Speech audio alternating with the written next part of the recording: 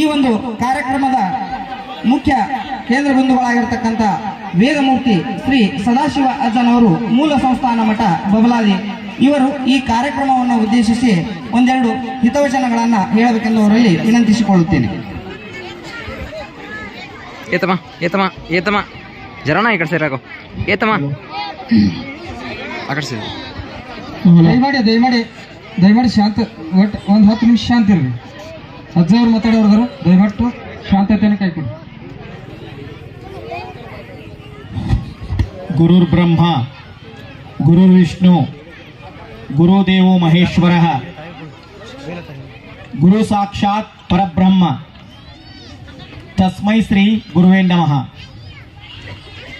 ಹರಓಂ ಹರಿವ ಹಾವಿನ ಗಂಡ ಉರಿವ ಕಿಚ್ಚಿನ ಗಂಡ ಕೊಲ್ಲಾಪುರ ಮಾಯಿ ಗಂಡ ಊದವರ ಗಂಡ ಓದರವರ ಗಂಡ ಗಿಡದ ಅಡಿಯೊಳು ಮನೆ ಮಾಡಿ ತುಳುವ ಮನುಜರು ಕೊಲ್ಲೂತ ಬರ್ತಾನ ಬಹು ಪರಾಕ್ರಮಿ ಸದಾಶಿವು एक लाख 80,000 पांचों पीर जंगम जिता पीर मूर्लो गनमुंडी पचार की दोस्तरो दिल पतारी पचार की दोस्तरो दिल जया जयनम पार्वती शिव हर हर हर हर महादेव सद्गुरु सदाशिवमुत्य महाराज की कृष्णा कित्तूर लक्ष्मी देवी माता की चंद्रगिरी देवी माता की सकल साधु संत महाराज की जय मंगलम जय नमः पार्वती शिव महादेव.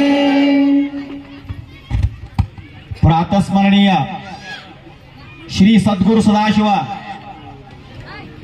ಬಬಲಾದಿ ಮಠದ 11 ಗದಿಗೆಗಳಿಗೂ ಶಿರಸಾಷ್ಟಾಂಗ ನಮಸ್ಕಾರವನ್ನು ಮಾಡಿ ತಾಯಿ ಕೃಷ್ಣಾ ಕಿತ್ತೂರಿನ ಜಗನ್ಮಾತೆ ಲಕ್ಷ್ಮೀದೇವಿಯನ್ನ ನನ್ನ ಮನದಾಳದಲ್ಲಿ ನೆನೆಸಿಕೊಂಡು ಅಲ್ಲದೆ ಗುರು ಸಮಾನರಾಗಿ ನಮ್ಮ ಮಠದ ತಳದಿಂದ ಮಠಕ್ಕೆ ಹಾರಿ ತೋರಿಸಿದ ಹಲಗಣೀಶನನ್ನ ಮನದಲ್ಲಿ ಸ್ಮರಿಸಿಕೊಂಡು ಈ ಸಮಸ್ತ ಕೃಷ್ಣಾ ಕಿತ್ತೂರಿನ ವಾಗ್ನಿಮಾರ್ ತೋಟದ ಸದಾಶಿವ ಮಠದ ಉದ್ಘಾಟನಾ ಸಮಾರಂಭದ 3ನೇ ದಿನವಾದ ಇಂದು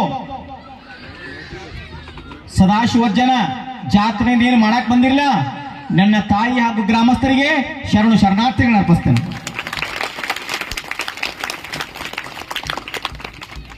ವೇದಿಕೆ ಮೇಲೆ ಆಸೀನರಾದಂತಹ ಜಂಗಮ ಸ್ವರೂಪಿ ಬಸವ ತತ್ವವಾದಿ ಕೃಷ್ಣಾ ಕಿತ್ತೂರಿನ ಆರಾಧ್ಯರಾದಂತಹ ಶ್ರೀ ಬಸವೇಶ್ವರ ಮಹಾಸ್ವಾಮಿಗಳು ಗುರುದೇವಾಶ್ರಮ ಕೃಷ್ಣಾ ಕಿತ್ತೂರು ಇವರಿಗೆ ಶಿರಸಾಷ್ಟಾಂಗ ನಮಸ್ಕರಿಸಿ ಆಶೀರ್ವಾದ ಬೇಡ್ತೇನೆ. ಅಲ್ಲದೆ ಗ್ರಾಮದ ಹಿರಿಯರಾದಂತಹ ಇನ್ನೊಬ್ಬ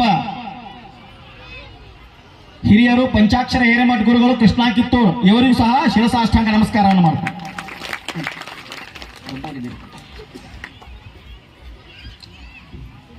ತಾಯಂದಿರೇ, ನಾನು ಮಲ್ಕೊಂಡಾಗ ರಾತ್ರಿ ಕೃಷ್ಣಾ ಕಿತ್ತೂರ್ ಅಂತ ಬಡಬಡ್ಸಾಕತ್ತಿದ್ ನನ್ನ ತಾಯಿ ಇಲ್ಲ ರಾತ್ರಿ ಬಡಬಡ್ಸಾಕತ್ತಿದ್ದೆವು ಅಂತ ಹೇಳಿ ನನಗ. ಯಾಕಮ್ಮ ಅಂದ್ರ ಯಾಕೋ ರಾತ್ರಿ ಕೃಷ್ಣಾ ಕಿತ್ತೂರ ಆತು ಬಡಬಡ್ಸಾಕತ್ತಿದ್ಪ ಅಂದ್ಲು. ಯವ್ವ ಅವ್ ಮಕ್ಕಳನ್ನ ನೆನ್ಸಾಕತ್ತವ, ನಾ ಹೋಗ್ಬೇಕಾಗೆ ಜಾತ್ರೆಗೆ 3 ದಿವಸ ಕೃಷ್ಣಾ ಕಿತ್ತೂರಾಗ ಜಾತ್ರೆ ಮಾಡ್ಬೇಕಂತ ಹೇಳಿ ಆಸೆ ಇಟ್ಟು ಕೂತಾವಂಗ ಕಾಲಿಗೆ ಸ್ವಲ್ಪ ಪೆಟ್ಟಾಗಿ ತಮ್ಮನ್ನ ಅಪ್ಪರನ್ನ ಕಳಿಸೋ ಪರಿಸ್ಥಿತಿ ಬಂತು. ಹಂಗಾಗಿ ಆದ್ರೂ ಸಹ ನೀವು ಒಳ್ಳೆ ಹುಮ್ಮು ಮಂದಿ ಬಿಡ್ಲಿಲ್ಲ, ಮುತ್ಯಾನ್ ಜಾತ್ರೆ ಮಾಡೇ ಹೋಗಿದ್ರಿ.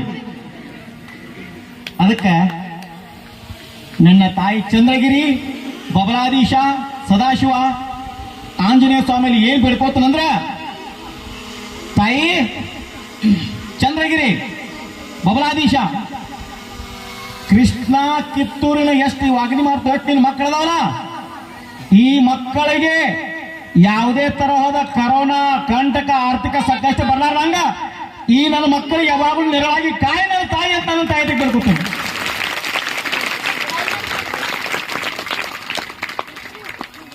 ತಾಯಂದಿರೇ, ಇದು ಎಂಥ ಒಂದು ಗ್ರಾಮ ಆಗೈತೆ ಅಂದ್ರ ಒಳಗ ಊರ್ ಹೊರಗ ಬಾಗಿಲಿಗೆ ಲಕ್ಷ್ಮೀದೇವಿ ಕಾವಲದಾಳ, ಊರ್ ದಂಡಿಗೆ ನೋಡ್ಬೇಕಂದ್ರ ಕೃಷ್ಣೇ ತಾಯಿ ಕಾವಲದಾಳ, ನಡುವಂಕರ ಬೆಂಕಿ ಬಾಬಾ ಸದಾಶಿವ ಕೂತಾನ.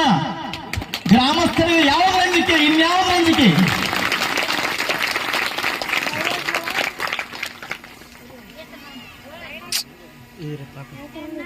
ತಮ್ಮ ಈ ಕುಂಭಮೇಳದ ಭಕ್ತಿ, ಎಲ್ಲಾ ಹಿರಿಯರ ಉಪಸ್ಥಿತಿ ಇದನ್ನ ನೋಡ್ತಾ ಇದ್ರ ಇವತ್ತು ನೋಡ್ರಿ, ಕೃಷ್ಣಾ ಕಿತ್ತೂರು ಗ್ರಾಮ, ಕೃಷ್ಣಾ ಕಿತ್ತೂರು ಅಗ್ನಿಮಾರ್ ತೋಟ ಅಲ್ಲ, ಬಸವೇಶ್ವರನ ಕಲ್ಯಾಣವೇ ನೆರೆದಿದೆ ಅಂತ ಹೇಳಿ ಕಂಡು ಕಾಣಕತ್ತೈತಿ.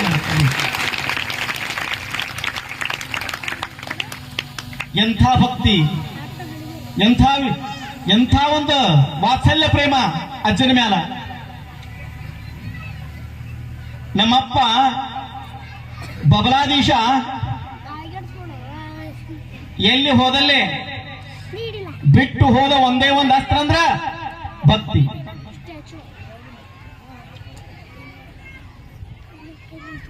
ಯಾಕ ಈ ತಾಯಿ ಚಂದ್ರಗಿರಿ ಸದಾಶಿವಪ್ಪ ನಿಮ್ಮ ಗ್ರಾಮದಾಗ ಬಂದ ಕುಂತ್ರು ಅಣ್ಣಾಕ ಒಂದು ಕಾಲಜ್ಞಾನ ನುಡಿ ಸಾಕ್ಷಿ ಐತಿ. ತಾಯಂದ್ರ ಹೇಳ್ತಾರೆ ಕೇಳ್ರಿ, ಮುಂಬರುವ ದಿನಮಾನಗಳಲ್ಲಿ ಈ ಬಬಲಾದಿ ಮಠದ ಏನು ಶಾಖಾ ಮಠಗಳು ಅದಾವಲ್ಲ 355 ಕಡೆ ಜೆಂಡಾ ಹೇಳ್ಬೇಕು. ಇದು ಎಷ್ಟೊತ್ತು ನನಗೆ ಗೊತ್ತಿಲ್ಲ, ಒಟ್ಟು ಇಲ್ಲಿ ಅಗ್ನಿಮಾರ್ ತೋಟದ ಬಬಲಾದಿ ಅಪ್ಪನ ಜೆಂಡಾ ಇರ್ತೈತಿ. ಹಿಂಗ 365 ಧ್ವಜ ಎದ್ದ ಮ್ಯಾಲ ಮುಂದ ನನ್ನಪ್ಪ ಚನ್ನ ಬಸವೇಶ್ವರ ರೂಪದ ಹುಟ್ಟಿ ಬರ್ತಾನ. ಉತ್ತರ ದಿಕ್ಕಿಂದ ಉರಿಯದ್ದು ಬರ್ತೈತಿ, ಮುಂದಿಂದ ಆಟ ಬೇರೆ ಐತಿ. ಅದು ಹೇಳ್ಕೋತ್ಕೊಂಡ್ರೆ ಸಮಯ ಇಲ್ಲ, ಯಾಕಂದ್ರೆ ಅದು ಬೆಂಕಿ ವಾಕ್ಯ ಅದಾವ, ಬಾಯಿ ಬಿಡಿಸ್ಬೇಡ್ರಿ. ಯಾಕೆ ಅವ್ರು ಇಲ್ಲಿ ಬಂದು ಕುಂತಾರಂದ್ರ ತಾಯಂದ್ರ ಹೇಳ್ತೀನಿ, ಒಂದೇ ಒಂದು ವಾಕ್ಯವನ್ನು ಹೇಳಲಿಕ್ಕೆ ಬಂದು ಕುಂತಾರ. ಮುಂಬರುವ ದಿನಮಾನಗಳು ಅಷ್ಟು ಸರಳ ಇಲ್ಲ. ಇನ್ನು ನೋಡರಿ ಲೋಕದ ಆಟಣ್ಣ, ಈ ಲೋಕದ ಜನರಿಗೆ ಗಾಳಿ ಒದಗಿ ಬರುವುದು ನೋಡಣ್ಣ ಅಂತ ಹೇಳ್ಯಾನ. ಅದು ಎಂತ ಟೈಮ್ ಬರ್ತೈತೋ ಗೊತ್ತಿಲ್ಲ. ಈಗ ಕರೋನಾ ಸಮಯದಾಗ ಎದುರಿಸಿದ್ರಿ ಕಂಡಿಲ್ಲ ಅದನ್ನ. ನಮ್ಮಪ್ಪ ಏನ್ ಹೇಳಿದ್ದೆಲ್ಲ ಹಾಗೆ ಹೋತ. ಬಾಯಿ ಜಾಡಿ ಬರ್ತೈತೆ ಅಂದ್ರ ಬಾಯಿ ಜಾಡಿಗೆ ಹಾಕೊಂಡ್ರಿ. ಹಗಲತ್ತು ಹೊತ್ಕೊಂಡು ಹೋಗ್ತಾರ ಮಕ್ಕಳ್ರೆ ನಿಮ್ಮನಂದ. ಹಗಲತ್ತು ಆಂಬ್ಯುಲೆನ್ಸ್ ಹೊತ್ಕೊಂಡು ಹೋದ್ರು. ಹೋದವ್ರು ಆ ಕಡೆ, ಬಂದವ್ರು ಈ ಕಡೆ. ಹೊರಗೆ ಹೋದವು ಮಳಿಗೆ ಬರ್ತಾನೆ ಅನ್ನೋ ಗ್ಯಾರಂಟಿ ಇಲ್ಲ. ಅಂತ ದಿನಮಾನದಾಗ ಸಾವು ತಾಂಡವ ಓಡ್ತಿದ್ದ ಸಮಯದಲ್ಲಿ ನನ್ನ ತಾಯಿ ಚಂದ್ರನ ಅಪ್ಪ ಒಂದ ಮಾತು ಹೇಳಿದ್ರು, ಇದಕ್ಕೆಲ್ಲ ಒಂದ ಮೂಲ ಮಂತ್ರ, ಅಂಬ್ಲಿ ಬಾನ ಮಾಡಿ ಬೋಳಗಾಯ ಹೊಡ್ರಿ ಮಕ್ಕಳ್ರಿ ಅಂದ್ರು. ಅಂಬ್ಲಿ ಬಾನ ಮಾಡಿ ಬೋಳಗಾಯ ಯಾರು ಹೊಡೆದ್ರೆ ಒಂದೂರ ಕರೋಣ ಒಂದು ಇಲ್ಲ.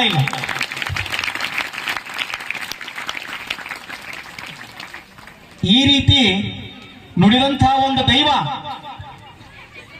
ಈ ಕೃಷ್ಣಾ ಕಿತ್ತೂರಿನ ವಾಗ್ನಿಮಾರ್ ತೋಟದಲ್ಲಿ ಬಂದು ತಾಯಿ ಚಂದ್ರಗಿರಿ ಸದಾಶಿವ ಕುಂತಾರ. ನಿಜವಾಗಿಯೂ ಇದೊಂದು ಪುಣ್ಯ ಕ್ಷೇತ್ರ, ಪುಣ್ಯ ಭೂಮಿ ಕೃಷ್ಣಾ ಕಿತ್ತೂರು ಅಂತ ಹೇಳಕ್ಕೆ ಇಷ್ಟಪಡ್ತೇನೆ. ಯಾಕಂದ್ರೆ ತಾಯಂದಿರ್ರೆ, ಎಚ್ಚರವಾಗಿರ್ಬೇಕಾದಂತ ಕಾಲಿಲು ಸದಾಶಿವಪ್ಪನ ಮಠ ಅಂದ್ರ ಎಚ್ಚರವಾಗಿರ್ಬೇಕಾದಂತೂ ಪ್ರತಿ ಕ್ಷಣವು ನಿಮ್ಮ ಪರೀಕ್ಷೆ ನಡೀತಿರ್ತೈತೆ. ಯಾವಾಗ ಯಾವ ರೂಪದಾಗ ಸದ್ಗುರುನಾಥ ಮನಿ ಮುಂದೆ ಬರ್ತಾನ ಗೊತ್ತಿಲ್ಲ. ಬಾದಲ್ ಬಂದಲ್ಲಿ ಅದನ್ನ ಹೇಳ್ಕೊತಾ ಇದೀನಿ, ಕರೋನಾಕ್ಕಿಂತ ಮೊದಲ ಹೇಳ್ಕೊತಾ ಇದೀನಿ. ನನ್ನಪ್ಪ ಬಬಲಾದೀಶ ಯಾವ ರೂಪದಾಗ ಯಾವಾಗ ನಿಮ್ ಮನಿ ಮುಂದೆ ಬರ್ತಾನ ಗೊತ್ತಿಲ್ಲ. ಬೇಡ್ಕೊಳ್ಳೋವಾಗಿ ಬರ್ಬಹುದು, ತಿರ್ಕೊಂಡು ತಿನ್ನವಾಗಿ ಬರ್ಬಹುದು. ಅವ್ ಹೆಂಗ ಬರ್ಲಿ, ಯಾವ ಇರ್ಲಿ, ಜಂಗಮರಿ ಇರ್ಲಿ, ₹1 ಕೊಟ್ಟು ಕಳಿಸ್ರಿ, ಒಂದು 4 ಆನೆ ಕೊಡ್ರಿ, ಒಂದು ಮುಟ್ಟಿಗೆ ಜೋಳ ಕೊಡ್ರಿ. ಇಲ್ಲ ಅಪ್ಪ ನನ್ನ ಕಡೆ ಇಲ್ಲ, ಬಡ ಮನಸ್ಸಿ ಐತೀನಿ, ಮುಂದಿನ ಮನೆ ಹೋಗಂತ ಹೇಳಿ ಪ್ರೀತಿ ಮಾತು ಹೇಳ್ರಿ. ಅದನ್ನೇನಾದ್ರೂ ಬಿಟ್ಟು ಇಲ್ಲೋ ಮನೆಯಾಗಿಲ್ಲ ಇದ್ದು ಇಲ್ಲ ಅಂದ್ರ ನಮ್ಮಪ್ಪ ಇದ್ದು ಇದ್ದಂಗೆ ಮಾಡೋಗಿತ್ತ ನಿಮ್ಗೆ. ಆದ್ರ ಕೃಷ್ಣಾ ಕಿತ್ತೂರು ಗ್ರಾಮ ನಿಜಕ್ಕೂ ನನಗೆ ಬಹಳ ಸಂತೋಷ. ಯಾಕಂದ್ರೆ ನೋಡ್ರಿ, ಅವ್ರು ಅಡಿಗೆ ಮಾಡೋರು ಇವರು, ಇದು ಒಂದ ಕೈಲಿ ಚಪ್ಪಾಳೆ ಆಗೋದಿಲ್ಲ. ಎಲ್ಲ ಗ್ರಾಮಸ್ಥರು ಕೂಡಿ ಮಾಡಿದಂತಹ ಒಂದು ಸಾಮೂಹಿಕ ಪರೀಕ್ಷೆ. ಇದನ್ನೆಲ್ಲ ಮಾಡ್ಬೇಕಾದ್ರೆ ಆಯಿ ಮುತ್ತೆ ನಿಮ್ ಮನಸ್ನಾಗ ಹೊಕ್ಕಾರ, ನಿಮ್ ಮನಸ್ನಾಗ ಹೊಕ್ಕ ಮಾಡ್ಸಕತ್ತಾರ. ಅದಕ್ಕ ಇದು ಭಕ್ತಿ ಹೊಳೆನೆ ಹರಿದತ್ತಿಂದ ಕೃಷ್ಣ ಕಿತ್ತೂರು ಅಂತ ಹೇಳಿ ಹೇಳಕ್ ಇಷ್ಟಪಡ್ತೀನಿ ತಾಯಿ. ಯಾಕಂದ್ರ ನನ್ನ ಅಪ್ಪನ ಮಹಿಮಾ ದ್ವಾರದೈತಿ, ನೀವು ತಿಳ್ಕೊಂಡಷ್ಟು ಸರಳ ತಾಯಿಂದಿರ್ರಿ. ಯಾಕ ನಾ ಎಚ್ಚರಿಕೆ ಕೊಡಾಕತ್ತೀನಂದ್ರ ಎಚ್ಚರಿಕೆ ಕೊಡುವಂತ ಪ್ರಸಂಗ ಯಾವಾಗ ಬರ್ತದೆ ಹೇಳ್ತೀನಿ ಕೇಳ್ರಿ. ಸದಾಶಿವಪ್ಪ ಕೊಲ್ಲಾಪುರ ಮಹಾಲಕ್ಷ್ಮಿ ಗುಡಿಗೆ ಹೋಗಿರ್ತಾನ. ಕೇಳ್ತಾ ಇದ್ರಿ, ಸದಾಶಿವಪ್ಪ ಕೊಲ್ಲಾಪುರ ಗುಡಿಗೆ ಹೋದಾಗ ಸ್ವಲ್ಪ ಪ್ರಸಾದ ಮಾಡಿರ್ತಾನೇನು, ಅವನು ಹಿಡ್ಕೊಂಡ್ಬಂದು ರಾಜನ ಮುಂದೆ ನಿಂದಿರ್ತಾರ. ಕೇಳ್ತಾರ ರಾಜಾಗ, ಏ ಸ್ವಾಮಿ ನೀ ಯಾರು? ಸದಾಶಿವ ಮತ್ತೆ ಹೇಳ್ತಾನ, ನಾನು ಕೊಲ್ಲಾಪುರ ಮಹಾಲಕ್ಷ್ಮಿ ಗಂಡ. ಹಾ ಏನ್ ಮಾತಾಡಕತ್ತಿ ನೀನು? ಆಕಿ ನನ್ನ ಗ್ರಾಮದ ಅಧಿದೇವತೆ ಕೊಲ್ಲಾಪುರ ಮಹಾಲಕ್ಷ್ಮಿ ಗಂಡ ಅಂತ ಏನ್ ಮಾತಾಡ್ತೀವ? ಹುಚ್ಚದ ಏನ್ ಕೇಳ್ತಾನ? ಏ ಸದಾಶಿವ ಬರ್ತಾನ, ಕೊಲ್ಲಾಪುರ ಮಹಾಲಕ್ಷ್ಮಿ ಗಂಡ. ಯಾಕಂದ್ರೆ ಪ್ರಸಾದ ಹೋಗಿರ್ತಂತ ಈ ಮುತ್ತೆ. ನೋಡಪ್ಪ ಸೈನಿಕರು ಬರ್ರಿ, ಈ ಜಂಗಮ ಯಾವ್ರಿಂದ ಬಂದನ ಗೊತ್ತಿಲ್ಲ, ಹೋದ ಜೈಲಾಗ ಹಾಕ್ರಿ, ಇವನ ಜೈಲ್ ಹಾಕ್ಬಿಡ್ರಿ, ದೇವಿನ ಅಪಹರಣ ಮಾಡ್ಯಾರ ಅಂತ ಹೇಳ್ತಾರ. ಆಯ್ತು, ಹೋದ ಜೈಲಾಗ ಸದಾಶಿವಪ್ಪನ ಹೋಗಿತಾರ. ಶುಕ್ರವಾರ ದಿವಸ ಆ ರಾಜ ಲಕ್ಷ್ಮೀ ಗೋಡಿ ಬಾಗ್ಲ ತೆಗೆದು ಪೂಜೆ ಮಾಡ್ಬೇಕಂತ ಆಚಾರ್ಯ ಕರ್ಕೊಂಡ್ ಬಂದು ಒಳಗ್ ಬರ್ಬೇಕಾದ್ರೆ ನೋಡ್ತಾನ, ಸದಾಶಿವಪ್ಪ ವಿಷ್ಣುವಿನ ಭಂಗಿಯಲ್ಲಿ ಹಿಂಗ ಮಕ್ಕೊಂಡ್ರ ಲಕ್ಷ್ಮಿ ಕಾಲು ಒತ್ತಾಕತ್ತಿದ್ಲು. ರಾಜ ಗಾಬರಿ ಆದ, ಏನು ತಾಯಿ ಇದನ್ನು? ಎಂಥ ವಿಪರ್ಯಾಸ! ಸಾಧು ನಿನ್ ಜೈಲಾಗ ಹೋಗಿದ್ದು ಇಲ್ಲಾಗ ಮತ್ತೆ ಅನ್ಕುಲೆ.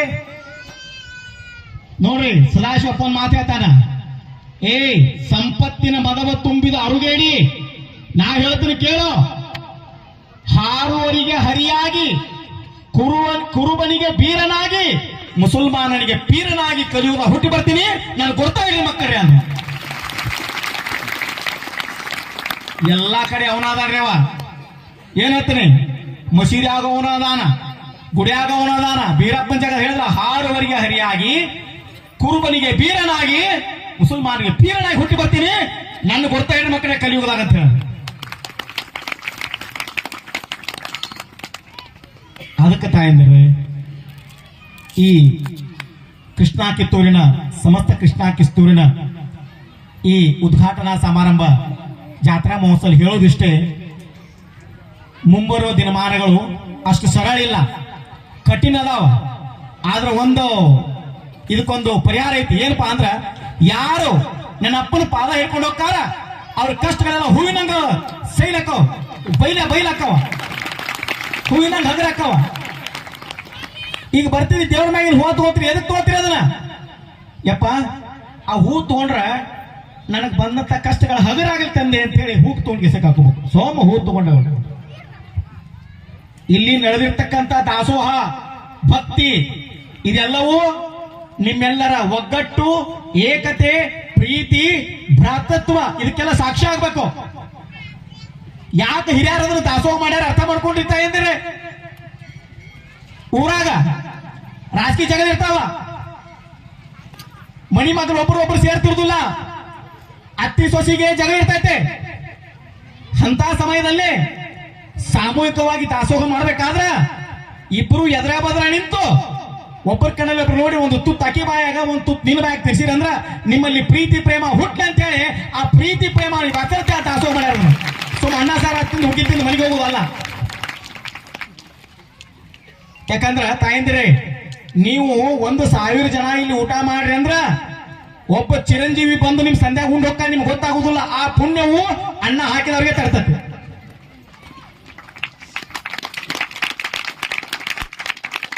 ತಿಳಿದ್ರಿ ತಾಯಂದ್ರೆ, 1,000 ಮಂದಿ ಎಲ್ಲಿ ಊಟ ಮಾಡ್ತಿರೋ ಒಬ್ಬ ಚಿರಂಜೀವಿ ಬಂದು ಅಲ್ಲಿ ಉಂಡು ಹೋಗ್ತಾನ.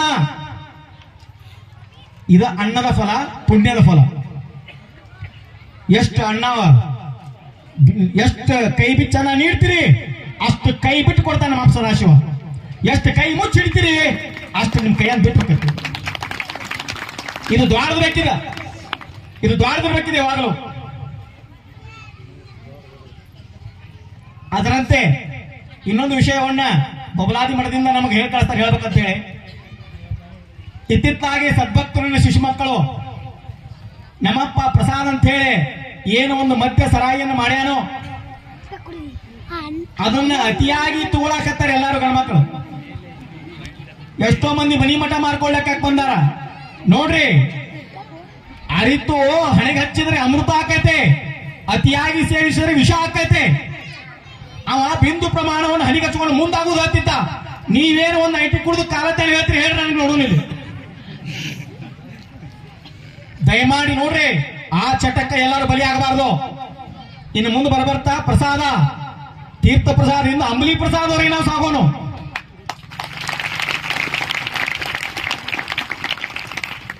ಯಾಕಂದ್ರ ಸಿದ್ಧ ಶರಣರು ತಾಯಂದ್ರೆ ಕೇಳ್ರಿ, ಸಿದ್ಧಿ ಶರಣರು ಯಾಕ ಪ್ರಸಾದ ಗಾಂಜಾ ಸೊಪ್ಪು ಸೇವನೆ ಮಾಡ್ತಿದ್ರು ಅಂದ್ರ ಏಕಮುಖವಾಗಿ ಸತತ ಬ್ರಹ್ಮಚರ್ಯದಲ್ಲಿ ಆದಿಶಕ್ತಿ ನೆನೆಸ್ತಾ ಇರ್ಬೇಕಾದ್ರ ಯಾವುದೇ ಕೆಟ್ಟ ಕಾಮುಕ ವಿಚಾರಗಳು ಬರದಿರಲಿ ಅಂತೇಳಿ ಒಂದು ಬಿಂದು ಪ್ರಮಾಣವನ್ನು ಸೇವಿಸ್ತಿದ್ರು. ಅದ ಮುಂದ ಸಮಾಜದಲ್ಲಿ ಸಮಸ್ಯೆ ಆಗಿ ಪರಿಣಾಮ ಆಗಿದೆ. ದಯಮಾಡಿ ಸದ್ಭಕ್ತಿ ಹೇಳ್ತೀನಿ, ಅತಿಯಾಗಿ ಮದ್ಯಪಾನ ಯಾರು ಸದ್ಭಕ್ತಾಗಿ ಮಾಡತಕ್ಕದ್ದಲ್ಲ. ಪ್ರಸಾದ ಅದು ಹನಿಗೆ ಹಚ್ಚೋದು ಅಷ್ಟೇ. ಬಿಂದು ಪ್ರಮಾಣದಲ್ಲಿ ಹನಿಗೆ ಮುಂದೆ ಅವನು ಹತ್ತಿದ್ದವ. ಆ ಶಕ್ತಿ ನಿಮಗಿಲ್ಲ, ಬ್ಯಾಡ್ರಪ್ಪ ಆ ಚಟಕ ದಯಮಾಡಿ ಯಾರು ದಾಸರ ಆಗಬೇಡ್ರ ಅಂತ ಹೇಳ್ತೀನಿ.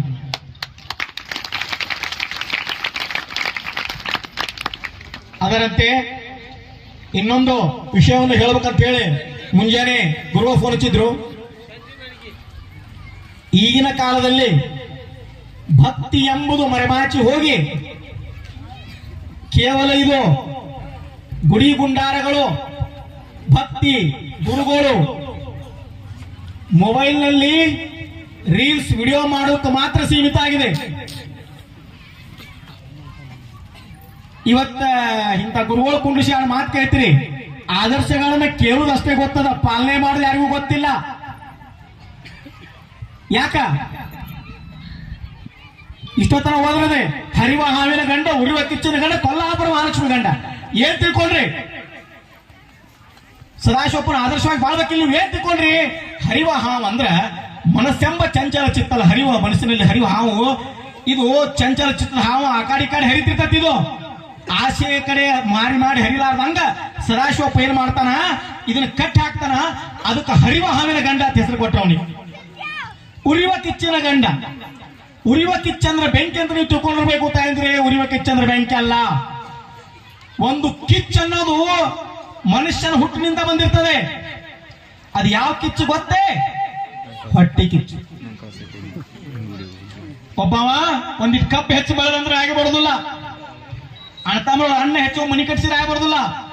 ಒಬ್ಬರ ಮಕ್ಕಳು ರ್ಯಾಂಕ್ ಬಂದ್ರೆ ಏನೋ ಸ್ವಲ್ಪ ಹೊಟ್ಟೆ ಕಿಚ್ಚು, ಅದು ಮಾತ್ರ ಇರಬಾರ್ದೇವ. ಅಂತ ಉರಿಯುವ ಕಿಚ್ಚನ್ನ ಗಂಟ ಹಾಕಿ ಉರಿಯುವ ಕಿಚ್ಚನ ಗಂಡ ಅದ ಕೊಲ್ಲಾಪುರ ಮಹಾಲಕ್ಷ್ಮಿ ಗಂಡ. ಯಾಕ ಕೊಲ್ಲಾಪುರ ಮಹಾಲಕ್ಷ್ಮಿ ಗಂಡ ಅಂದ್ರ ಸದಾಶಿವಪ್ಪ ಎಲ್ಲಿರ್ತಾನೋ, ಯಾರು ಸದಾಶಿವಪ್ಪನ ಹೆಸರು ಹತ್ತಿರೋ ಅವಾಗ ಧನ ಧಾನ್ಯದ ಕೊರತೆ ಎಂದೂ ಇರುವುದಿಲ್ಲ. ಸದಾಶಿವಪ್ಪನ ಹೆಸರು ಹಣ್ಣು ಎಲ್ಲಿ ಬೇಕಾದ್ರೆ ಐತಿ, ಕೊರತಿರು ಸದಾಶಿವಪ್ಪಗ. ಅದು ಕೊಲ್ಲಾಪುರ ಮಹಾಲಕ್ಷ್ಮಿ ಗಂಡ ಅಂದ್ರು. ಹೇಳುವ ಅರ್ಥ ಇಷ್ಟೇ ತಾಯಂದ್ರೆ, ಏನ್ ತಿಳ್ಕೊಬೇಕಾಗೈತಿ, ಏನ ಅರಿತು ನಡಿಬೇಕಾಗೈತಿ, ಅದು ಮುಖ್ಯ ಐತಿ. ಅರಿವು ಅನ್ನೋದು ಇಲ್ಲೇ ಕೊಟ್ಟಾನ, ನಮಗ ತರ್ಕಕ್ಕೆ ಬರ್ತಾ ಇಲ್ಲ.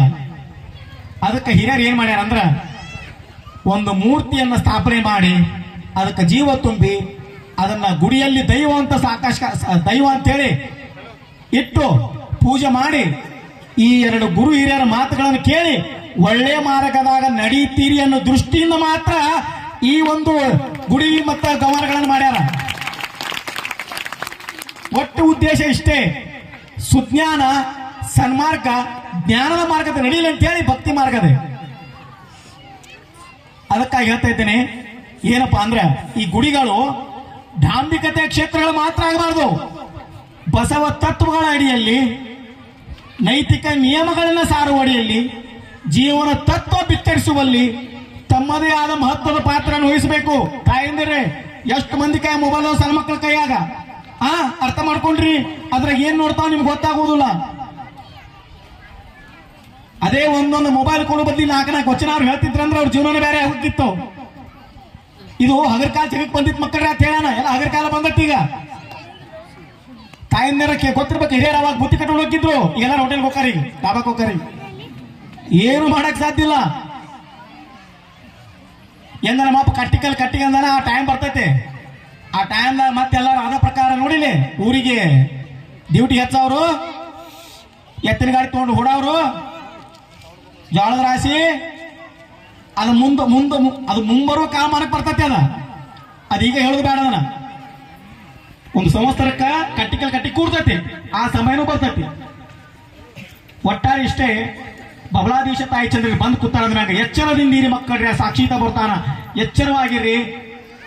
ಯಾವುದಕ್ಕೂ ಸಿಟ್ಟಿನಕಾಯಿ ಬುದ್ಧಿ ಕೊಳ್ಳಾರದೆ ಜ್ಞಾನ ಮಾರ್ಗದ ಮೂಲಕ ಹೋಗ್ಲಿ. ಈ ದೇವಸ್ಥಾನಗಳು ಡಾಂಬಿಕತೆ ಆಡಂಬರ ಕ್ಷೇತ್ರಗಳಾಗಬಾರ್ದು. ಜ್ಞಾನವನ್ನು ಸಾರುವ, ಹಸಿದವರಿಗೆ ಅನ್ನವನ್ನು ನೀಡುವ ಹಾಗೂ ಒಂದು ಸನ್ಮಾರ್ಗ ತೋರಿಸುವ ಕೇಂದ್ರಗಳಾಗಲ್ಲ ಅಂತ ಹೇಳಿ ಇಲ್ಲಿವರೆಗೆ ಏನು ಈ ಕಾರ್ಯಕ್ರಮ ನಡೆಸಿಕೊಟ್ಟಂತ ನೋಡ್ರಿ, ಮೊತ್ತ ಹೇಳ್ತೀನಿ, ಕುಂಭದ ಕಾರ್ಯಕ್ರಮವನ್ನು ನಡೆಸಿಕೊಟ್ಟಂತ ನನ್ನ ಎಲ್ಲಾ ತಾಯಂದಿರಿಗೂ ಹೃದಯಪೂರ್ವಕ ಧನ್ಯವಾದ ಶರಣಾರ್ಥಿಗಳು ಹೇಳ್ತಾನೆ. ಎಲ್ಲಾ ಗ್ರಾಮದ ಹಿರಿಯರು, ನಾನು ನೀನು ಎಲ್ಲರೂ ಉಣ್ಣದೆ ಈ ಸದಾಶಿವಪ್ಪನ ಗಿಡಕ್ಕೆ ಕೈ ಹಚ್ಚಬೇಕಂತೇಳಿ ಬಂದು ಅಷ್ಟು ಕೈ ಹಿಡಿದು ಹೆಮ್ಮರವಾಗಿ ಬಳಸಿ ಜಾತ್ರೆ ಮಾಡೋದಂತ ಹಿರಿಯರಿಗೆ ಶರಣಾರ್ಥಿಗಳು ಹೇಳ್ತಾರೆ. ಅಲ್ಲದೆ ಈ ಓಡಾಡ್ತಕ್ಕಂಥ ಏನಿವರು ಕರಸೇವಕರು, ಗ್ರಾಮದ ಹಿರಿಯರು, ಈ ಕಮಿಟಿ ಮೆಂಬರು, ಸಮಸ್ತ ಗ್ರಾಮಕ್ಕೂ ತಾಯಿ ನಿಮಗೆ ಚಂದ್ರಗಿರಿ ಸದಾಶಿವಪ್ಪನ ಆಶೀರ್ವಾದ ಸದಾ ಇರ್ಲಿ ನನ್ನ ತಾಯಿ ಅಂತ ಹೇಳಿ ಬೇಡ್ಕೊಂಡ ಇದೇನು ಇತಿಹಾಸದ ನೇಗಿಲ ಪ್ರಾರಂಭ ಆಗ್ಯದೋ ಹೋಗಿ ಹುಡ್ಕೋತ ಹಂಗ ಎಲ್ಲಿ ಹೊಕ್ಕತಿ ಎಲ್ಲೋ ಮುಡ್ತತಿ. ಮುಂದಾನೊಂದು ದಿನ ಕಾಶಿ ಎಂಬ ಹೆಸರು ಪಕ್ಕದಾಗ ಕೃಷ್ಣ ಕಿತ್ತೂರನ್ನ ಹೆಸರು ಇರ್ತೈತೆ ಅಂತ ಈ ಬಬಲಾದಿಯವ್ರ ಬಾಯಿಂದ ಹೇಳಕ್ಕೆ ಇಷ್ಟಪಡ್ತೀನಿ.